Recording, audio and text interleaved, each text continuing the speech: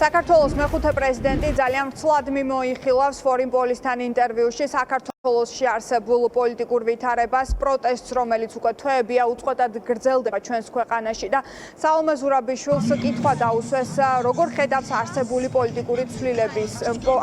პოლიტიკური ვითარების ცვლილებას, რა იქნება ამ მხრივ ეფექტური გზა საომე ზურაბიშვილის შეფასებით. მეხუთე პრეზიდენტი ფიქრობს, რომ ორი გზა არის მნიშვნელოვანი, არჩევნები და ამ არჩევნებამდე მისასვლელი პროტესტი, მშვიდობიანი პროტესტი და ასევე საომე ზურაბიშვილი აქვე აზუსტებს, რომ არსებობს კიდევ ერთი გზა, ეს არის აჯანყება, თუმცა როგორც თავად ამბობს, ეს გზა ქართველების ტრადიციებში არის ნაკლებად. საომე ზურაბიშვილი ასევე პარტნიორების მხარდაჭერის აუცილებლობაზე საუბრობს და ამ მხარდაჭერის დროულობაზე.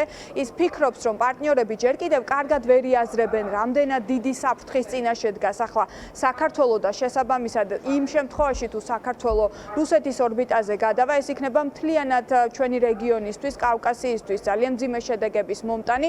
შეგვიძლია ახლა მოვისმინოთ საომე ზურაბიშვილის ინტერვიუ და ნაწყვეტი.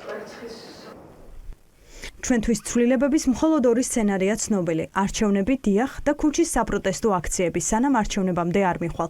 მეორე ალტერნატივა არის აჯანყების რაიმე სხვა ფორმა, რაც საქართველოს ტრადიციებში არაა. წინააღმდეგობა უნდა იყოს და ეს წინააღმდეგობა უკეთ უნდა იყოს მხარდაჭერილი გარედან. თუმცა იგულისხმება არსებითად მორალური მხარდაჭერაში. ჩვენ ვებრძვით რუსეთს, რომელიც ებრძვის საქართველოს ჰიბრიდული ინსტრუმენტებითა და რბილი ძალით. ჩემი აზრით, ევროპელ და ამერიკელ პარტნიორებს ძალიან უნდა ანერვეულებდეთ ის, რომ რუსეთი ტესტავს, რისი მიღწევა შეუძლია რბილი ძალის გამოყენებით. ახლა მათ აქვთ რბილი ძალის ყველა ინსტრუმენტი. ჩვენ ნაკლებად ვისმენთ დასავლეთიდან პოლიტიკურ განცხადებებს საქართველოს შესახებ, სადაც ნათქვამია, რომ ვითარება მიუღებელია. ეს არის მთავრობა, რომელიც რუსეთისკენ მიემართება. საქართველოს არასტაბილურობა და საქართველოს რუსეთში დაბრუნება ნიშნავს, რომ ის საფრთხეს უქმნის აზერბაიჯანს, სომხეთს, ამ სატრანზიტო ზონებს და ზოგადად კავკასიის როლს.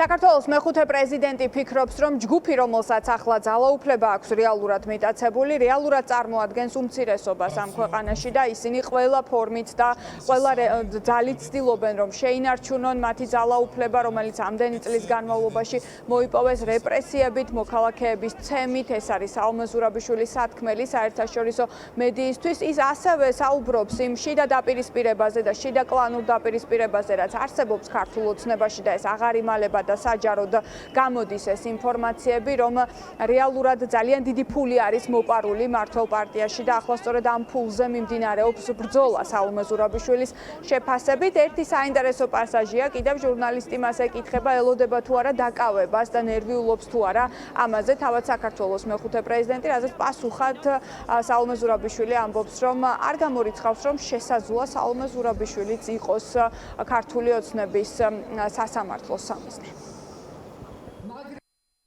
ჩვენ გვყავს მმართველი პარტია, რომელიც სინამდვილეში მხოლოდ ათეულობით ადამიანამდეა შემცირებული, მაგრამ ყველაფერს აკონტროლებს, ყველა ინსტიტუტს, ყველა მუნიციპალიტეტს, ადგილობრივ ორგანოებს. მაგრამ ამავდროულად ისინი ახლა ერთმანეთს კრიმინალური დაჯგუფებებით უპირისპირდებიან. ამიტომ ბევრი შიდა გაუგებრობებია. ისინი ერთმანეთს ადანაშაულებენ სახელმწიფო ფულის მოპარვაში. ასობით მილიონებზეა საუბარი. წარმოუდგენელი თანხებია. ასე რომ მმართველ პარტიაში, რომელიც ქვეყანას არ მართავს, დიდი დაბნეულობაა.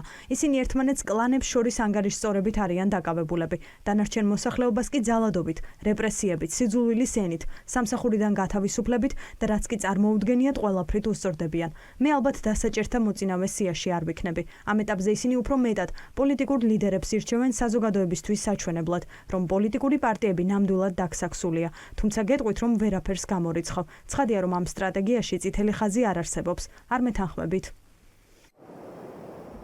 Foreign Policy-მა საომე ზურაბიშვილის ვრცელი ინტერვიუ ცოტა ხნის წინ გამოაქვეყნა და ამ ინტერვიუს ათაური არის ის თუ როგორ კარგავს დასავლეთი საქართველოს, სადაც საომე ზურაბიშვილი დეტალურად მიმოიხილავს რეალურად რა მძიმე პოლიტიკური ვითარება არის ქვეყანაში და რამდენად მნიშვნელოვანი და საჭიროა ახლა ქართველი ხალხის მხარდაჭერა პარტნიორების მხრიდან.